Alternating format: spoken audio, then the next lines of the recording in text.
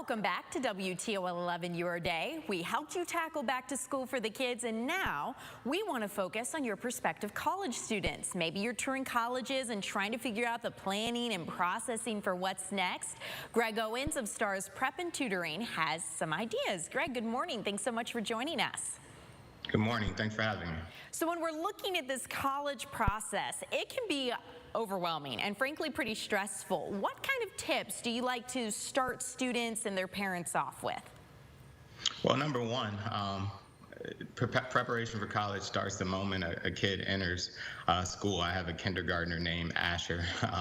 He's technically started already preparing for college. He's developing reading skills, writing skills, and math skills that will ultimately carry on through his junior high years into high school and furthermore into college. So we actually start preparing the moment we're in school. So make sure kids have the basics and the foundations, which will ultimately help them once it's time to get to college. So it really starts, you say, the moment kids step foot in the door, they're already beginning to set up their future.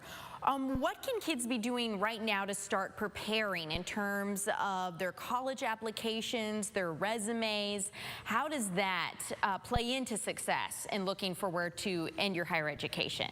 Yeah, most importantly, they got to make sure they're paying attention in the classroom, right? Number one, colleges want to see that kids have good grades so that they can handle the college curriculum. That's what the grades are supposed to show colleges, right? That you can handle college curriculum and be successful in college. So number one, pay attention in class, kids. That's a number one.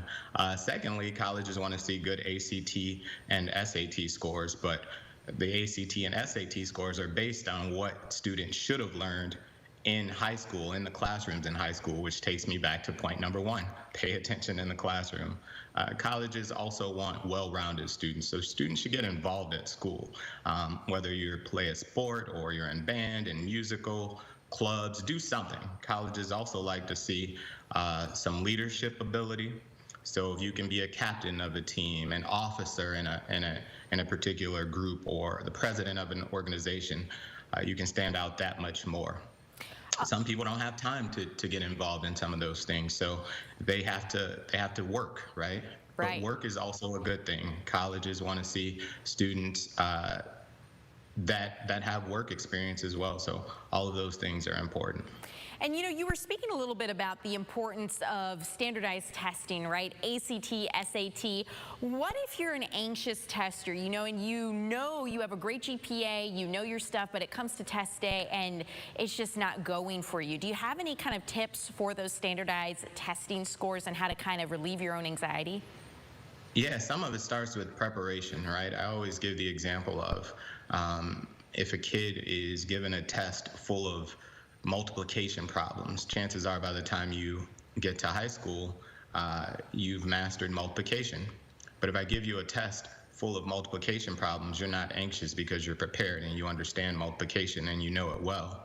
So the more prepared you are, the less anxious you're going to be. So if you know you're that student who's likely to freak out once they see a test, start preparing early. Don't wait until your junior and senior year to start doing test prep. Maybe you should start a little earlier. Maybe freshman year, start doing some preparing, doing some practice tests and so on, so that by the time it's time to take the test, you're more familiar with the test, which ultimately makes you more comfortable with it.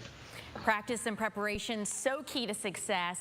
Greg Owens, thank you so much for joining us. And of course, to those students who do have to work, don't be overwhelmed. If you don't have those leadership roles, just put it on your resume. Make sure you explain the leadership roles you took even at a job. Absolutely. Thank you so much. And thank you guys.